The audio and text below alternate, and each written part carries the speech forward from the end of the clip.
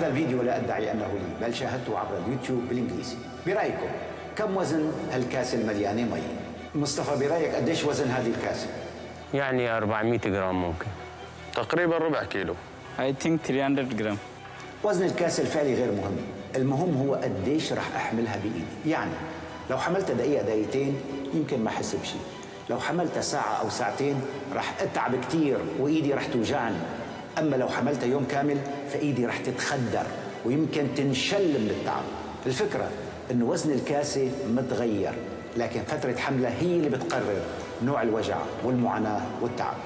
هموم الحياة والقلق والستريس هن مثل هالكاسة المي، لو فكرت فيهم شوي ما رح تحس بتعب، بس لو فكرت فيهم أطول رح تبدأ تتعب، ولو فكرت فيهم بشكل مستمر رح يصيبك الشلل والعجز والاكتئاب. الحل إنك تحط كاسة المي من إيدك ولا تعطي كل